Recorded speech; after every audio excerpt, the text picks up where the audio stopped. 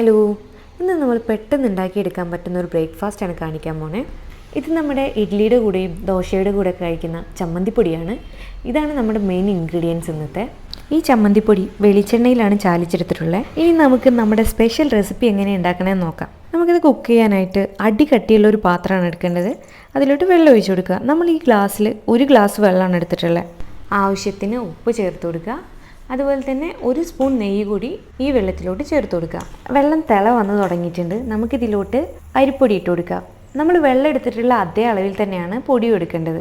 പത്തിരിക്ക് പൊടി കിളറുന്ന പോലെ തന്നെയാണ് ഇതിനും ചെയ്യുന്നത്. ഈ ഒന്ന് കുറച്ച് വെച്ചതിന് ശേഷം ഇതൊന്ന് യോജിപ്പിച്ചെടുത്ത് ഒരു 2 മിനിറ്റ് അടച്ചു വെച്ച് കുക്ക് ചെയ്യാം.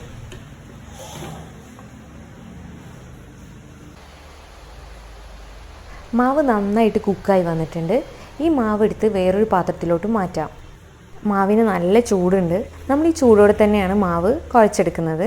ചൂടാറിക്കഴിഞ്ഞാൽ ഒരുമാതിരി ഇങ്ങനെ കട്ട പിടിച്ചിട്ട് വരും. മാവ് നല്ലപോലെ സോഫ്റ്റായി കുഴച്ചെടുത്തിട്ടുണ്ട്.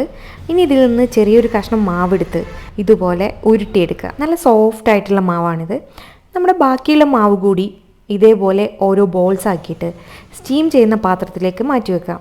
ഇഡ്ഡലി പാത്രത്തിൽ കുറച്ച് വെള്ളം വെച്ചിട്ടാണ് സ്റ്റീം ചെയ്യാൻ വെച്ചിട്ടുള്ളത്.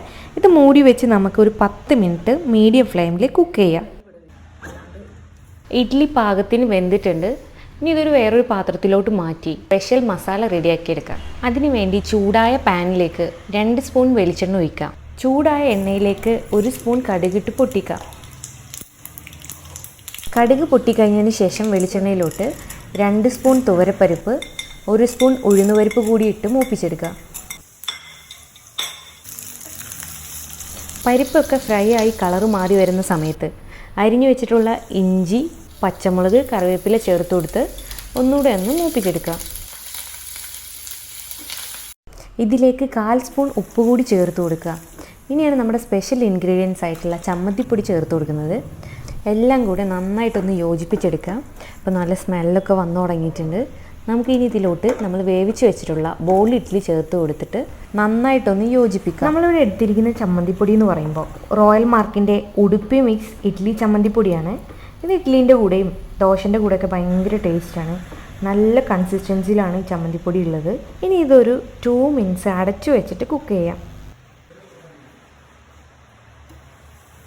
നല്ല സ്മെല്ലൊക്കെ വന്ന് സൂപ്പർ സ്മെല്ല്, ചമ്മന്തിൻ്റെ സ്മെല്ലൊക്കെ വന്നിട്ട് നല്ല അടിപൊളിയായിട്ടുണ്ട്. നമ്മുടെ ഇഡ്ഡലി റെഡി ആയിട്ടുണ്ട്. നമുക്കിനി ഒരു പാത്രത്തിലോട്ട് മാറ്റിയിട്ട് ഇങ്ങനെ ഓരോ ഇഡ്ഡലി എടുത്ത് ചമ്മന്തിപ്പൊടിയിൽ മുക്കിയിട്ട് നമുക്ക് കഴിക്കാം.